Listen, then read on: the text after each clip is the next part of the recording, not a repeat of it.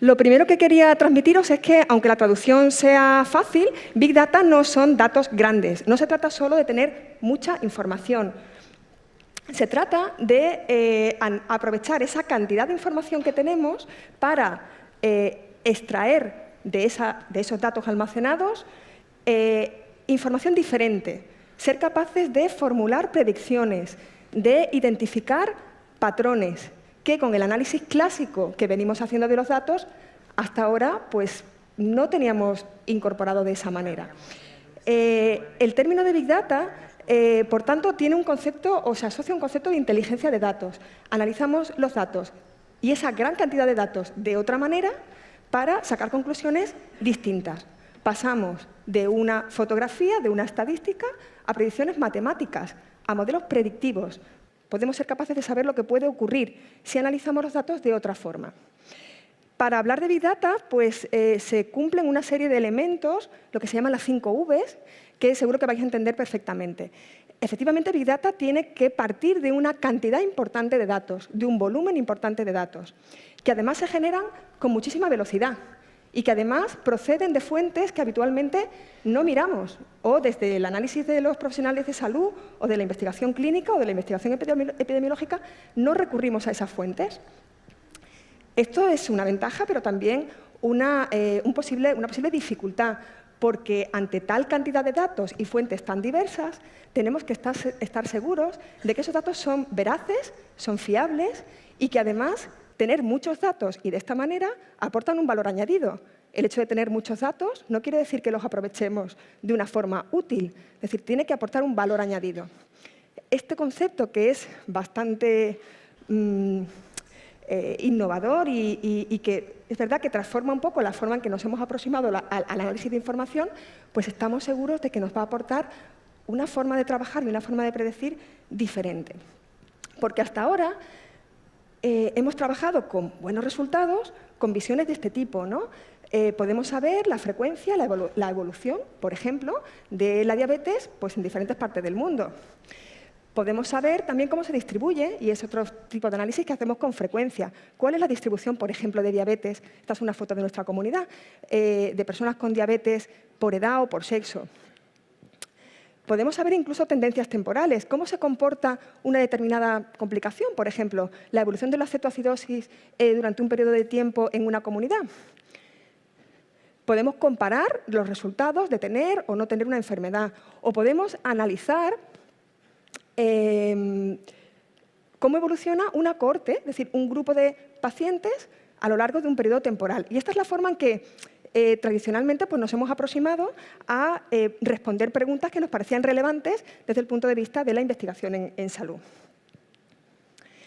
Pero ahora hacemos otra cosa. Ahora, bueno, pues podemos, a través de información que llamamos del real world, del mundo real, obtener información de fuentes distintas. Por ejemplo, por supuesto, de las historias clínicas, de esa gran cantidad de información que tenemos almacenada en las historias clínicas. De los datos, por ejemplo, de consumo farmacéutico, datos pues, de registros de mortalidad, de otros registros, visitas al hospital, consumo de servicios, resultados de laboratorio, de las redes sociales, de los datos de consumo. Es decir, tenemos fuentes de datos que si somos capaces de integrar, si somos capaces de generar preguntas que tengan importancia y relevancia, que es la clave, preguntas que de verdad, cuando queramos responder, tengan un impacto en salud relevante y generar un sistema de análisis de esos datos orientados a responder esas preguntas, realmente estaremos dando un paso distinto. Y estaremos requiriendo también sistemas de análisis, sistemas de ayuda que nos permitan realizar todo este proceso. Y esto que parece muy teórico, pues me gustaría a lo mejor daros algunos ejemplos concretos de pues, cómo se traduce toda esta forma de trabajar. Y gracias al doctor Merino, que ha trabajado en Valencia con este tipo de aproximación, pues, por ejemplo, os podemos contar cosas que con el método tradicional de análisis de datos a lo mejor no hubiéramos sido capaces de responder. En su departamento de salud, que es un departamento que tiene la responsabilidad de la atención sobre un área de 300.000 personas, pues con este tipo de análisis pues, se plantearon cuestiones diferentes, es decir, integrando una gran cantidad de información de esas diferentes fuentes de datos, agruparon su población en grupos que tenían lo que llamamos una morbilidad baja, es decir, pocas complicaciones, una situación estable, o pacientes que por esa agrupación de información se incorporaban a los grupos de lo que llamamos comorbilidad alta, alta complejidad. E intentaron identificar si había patrones de mejor o peor control metabólico dependiendo de en qué grupo se encontraba esa población. Lo llamativo de esto y lo que un poco nos generó una preocupación importante es que el grado de control metabólico, lo que está en verde, en pacientes con una elevada comorbilidad, es decir, pacientes muy complejos, era mayoritariamente muy bueno. Pero teníamos solamente un 28% de pacientes con un buen grado de control en el grupo de comorbilidad baja. Lo que nos quiere decir que posiblemente estamos poniendo mucha atención al óptimo grado de control en pacientes muy complejos, pero hay una necesidad de poner el foco en aquellos pacientes menos complejos que se nos están escapando, entre comillas, de ese control óptimo. Y este tipo de análisis, probablemente con los métodos tradicionales, no hubiéramos sido capaces de detectarlo. Este patrón no hubiéramos sido capaces de detectarlo. Y también a través de este análisis, en este mismo grupo, pues, por ejemplo, detectaron que la población que se agrupaba en complicaciones macrovasculares y renales estaban utilizando grupos de fármacos en un porcentaje demasiado bajo. De nuevo, esta agrupación de patrones probablemente no hubiéramos sido capaces de detectarlo con tanta facilidad si hubiéramos hecho un análisis clásico de los datos que habitualmente hacemos. Solamente con esa agrupación de información de diferentes fuentes, identificando esos patrones, podemos responder a este tipo de preguntas que tienen tanta relevancia clínica. Y también tenemos otros ejemplos en los que esta forma de trabajar tiene utilidad. Creo que la mayoría de vosotros conoceréis los programas de cribado de retinopatía diabética. Probablemente muchos de vosotros estéis incorporados en algún programa de cribado. Pues este es un ejemplo del que trabajamos aquí en nuestra comunidad y que puede ser similar al que conocéis en las vuestras, en las que bueno, pues lo que hacemos es realizar una retinografía digital que es valorado en un entorno telemático compartido, se envía la fotografía, no al paciente, de manera que únicamente cuando la fotografía es patológica, la retinografía demuestra una retinopatía, se contacta con el paciente y se remite a oftalmología. Esto genera una cantidad de información y una cantidad de registros fotográficos que con una buena estrategia de análisis y lo que llamamos de inteligencia artificial podríamos utilizar, por ejemplo, como herramienta de ayuda al profesional. El sistema aprende qué es patológico y qué no lo es y te genera alertas para identificar aquellas fotografías patológicas e ir incluso más lejos. Estos sistemas, y ya hay estudios, en los que la retinografía puede predecir las complicaciones vasculares de un paciente en el futuro, porque aprende que determinados patrones en esas imágenes se asocian a un resultado determinado. Es decir, la retina se puede convertir en una ventana para lo que puede ocurrir en el futuro si somos capaces de incorporar estos sistemas que aprenden de la visión de un gran volumen de imágenes y de identificar patrones y de establecer predicciones. Desde luego, la tecnología aquí nos abre un campo aún mayor. Creo que todos estamos de acuerdo que toda esta evolución de la tecnología, ¿no?, de estas fotografías clásicas de los años 70, 80, 90, que afortunadamente han progresado muy lento al principio, pero con una velocidad mucho mayor en los últimos años, han supuesto un salto cualitativo en la atención a las personas con diabetes tipo 1. Yo creo que en esto estamos de acuerdo profesionales y pacientes. Esto es otra historia. Estamos trabajando de otra manera con las personas con diabetes.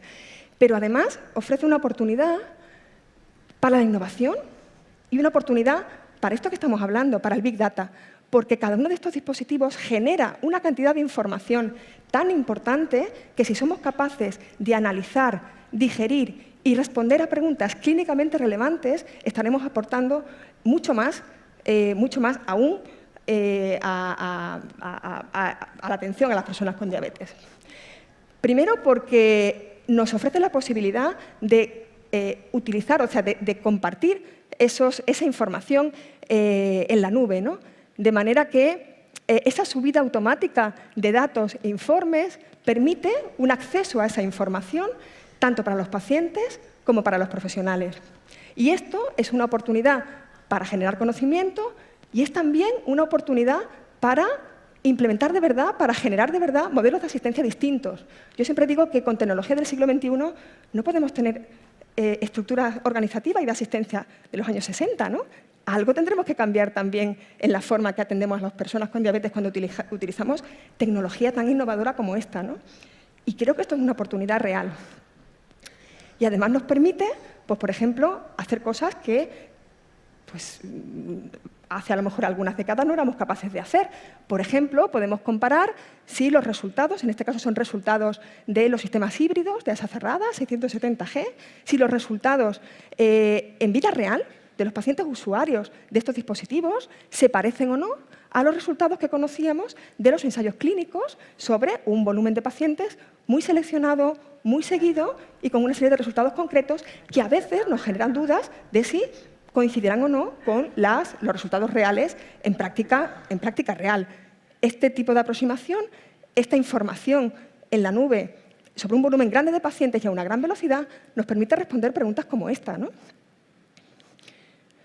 Y nos permitirá también, con otro tipo de tecnologías, y este es el sistema Flash, que también se ha hablado en esta sesión, y estos son datos nuestros, datos también de nuestra comunidad, pues cuando te aproximas a esto dices, bueno, esto es un potencial de información que tenemos que ser capaces de explotar.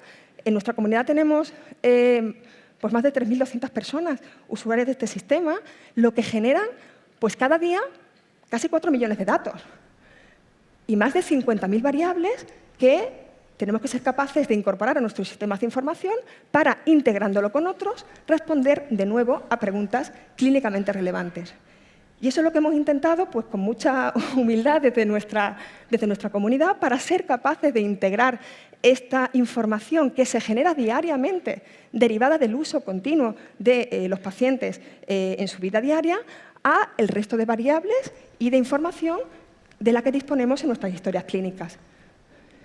Y empezamos a tener pues, fotografías muy interesantes. Por ejemplo, tenemos ya datos de 1.500 pacientes con una calidad de datos adecuada y empezamos a tener fotografías de cuál es el tiempo en rango o cuál es el nivel de control metabólico de nuestros niños, de estos más de casi 1.600 niños, en el momento actual, cosa que no conocíamos hace muy poco tiempo. Pero esto no es Big Data. Big Data es ser capaces realmente de, a través de toda esta información, ir un paso más, ir más adelante y ser capaces de establecer patrones, predicciones, es decir, de qué va a depender que un niño o un adulto tenga un buen control. No solo si lo tiene o no lo tiene, sino qué es lo que hace que esta persona tenga o no un buen control a partir del análisis de esta información que se genera con esta velocidad y con este volumen. Y decía al principio que no es solo una oportunidad para el conocimiento, sino que debe ser una oportunidad para modelos de asistencia distintos. Porque sabemos que la atención telemática, la telemedicina, y estos son trabajos de nuestro entorno, no son trabajos de otros países, de otras culturas, son nuestros, de nuestro medio, con nuestros pacientes, con nuestros profesionales, sabemos que funciona, que puede ser útil. Y podemos trabajar en modelos de asistencia síncrona, eso quiere decir que utilizamos la telemedicina en sustitución de la visita presencial, o asíncrona, el paciente nos manda los datos, yo los reviso y le contesto. Podemos trabajar también con estas herramientas entre profesionales y pacientes, lo que primero se nos viene a la mente, pero también entre diferentes profesionales. Establecer esta comunicación para trabajar de una forma mucho más coordinada. Y también tenemos que ir un pasito más. Pensamos siempre en el profesional referente que ve mis nubes, ve mis controles, pero ¿por qué no? Hoy ha salido una iniciativa relacionada con eso y premiada en los retos, con un profesional centralizado. A lo mejor un tipo de profesional entrenado que es capaz de interpretar esta información puede de alguna manera identificar a aquellos pacientes que tienen más dificultades y ponerlo a disposición de su equipo referente para que actúe sobre él. Es decir, se nos abre un campo de trabajo, de formas de trabajo distintas que creo que tenemos que ser capaces de aprovechar. Por tanto, como conclusión, diría que el Big Data, o también llamado, por si lo veis en diferentes foros, datos masivos, o como a mí me gusta, inteligencia de datos, aborda un análisis orientado de grandes volúmenes de información Y lo que es fundamental es que puede ser capaz de hacer algo distinto, establecer predicciones y ayudar a la toma de decisiones. La diabetes, para mí, no solo porque tenga pasión por ella, sino porque reúne una serie de características que la hacen ideal para esto, constituye una enfermedad crónica en la que este tipo de aproximación pues, puede aportar un enorme valor. Tenemos que aprovechar la tecnología para eso, la tecnología aplicada a la diabetes, además de la calidad de vida que aporta a los pacientes, genera un volumen y un acceso remoto de datos que tenemos que ser capaces de incorporar a esta forma de trabajar. Y estoy encantada de que estos nuevos modelos predictivos y, sobre todo, nuevos modelos asistenciales derivados de todo ello lleguen y seamos capaces de aprovecharlos. Así que daros las gracias de nuevo por estar aquí. Me gusta mucho esta fotografía porque me transmite la idea de que podemos ser capaces de ver lo mismo. Ahí está esta Giralda clásica, que está ahí por los siglos de los siglos, pero que estamos viendo de otra manera. Vamos a ser capaces de ver lo mismo de otra forma. Así que muchísimas gracias a todos y hasta la próxima.